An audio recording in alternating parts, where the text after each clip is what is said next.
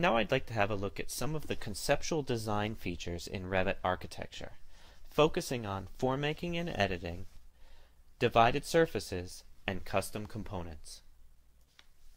The dissolve form command will remove the surfaces from a form, leaving behind only its defining profiles, curves, and points. So let's say you want to edit several profiles at once, or maybe you need to completely remove a profile from the form, like in the case of this lofted form. The form is too dramatic and I want to simplify it by removing the middle profile. I can dissolve the form, delete the profile, and then simply create it again, using only the top and bottom sketches. Using the same methodology, I could just as easily have added a profile above the form and made a 4-profile loft instead of the original 3-profile loft. Now let's say I wanted to reduce the complex curvature of the front face even more. Sketch editing for conceptual masses is easy and provides the ability to edit individual profiles of any type of form without having to delete the form first. Similar to sketch mode, but even more accessible. So by simply picking the top face of this form and clicking the Edit Profile tool, I enter sketch mode and can change this curve from concave to convex very easily. Now I finish the sketch and see that I've got my updated form. This command works for all types of form sketches, including but not limited to revolve profiles, sweep paths, and loft profiles. In the past, only voids could be used as cutting elements for Boolean operations, and it was difficult to access them again for further transformations. Now solids can be used to cut other solids, so that when the cut is executed, geometry from both forms remains visible. If you need your cutting elements to remain as part of your design, you can do that. Cutting behavior is dependent on the order of clicks when using the Cut tool.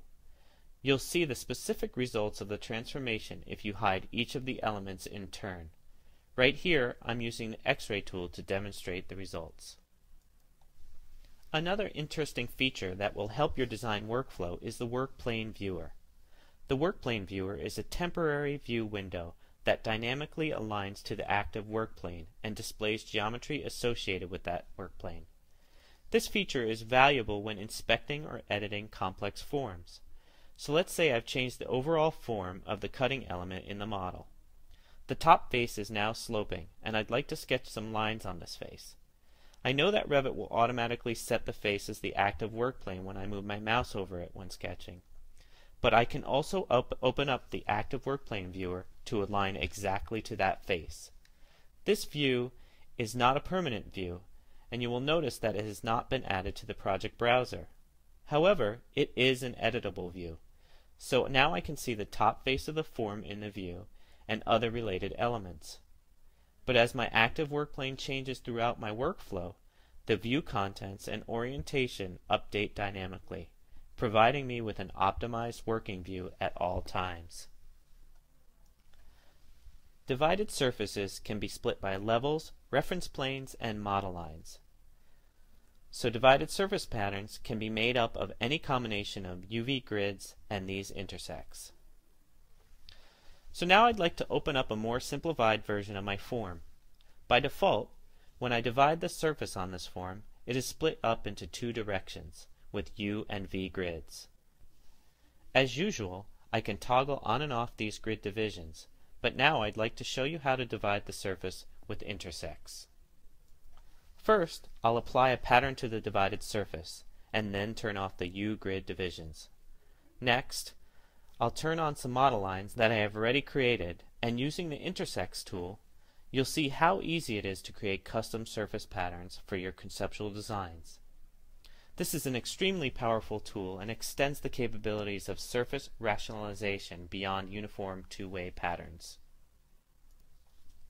The adaptive component is a generalized implementation of the pattern-based curtain panel family.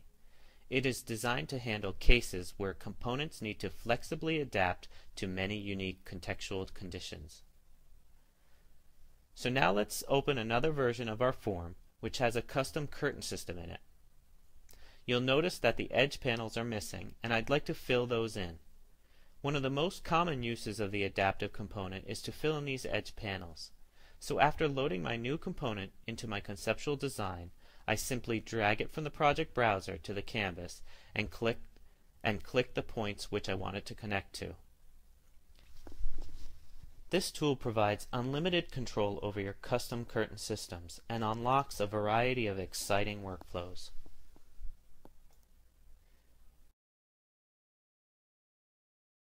Here are just a few examples of other ways in which we can use the adaptive component, such as developing more complex modeled forms or even creating structural framing applications.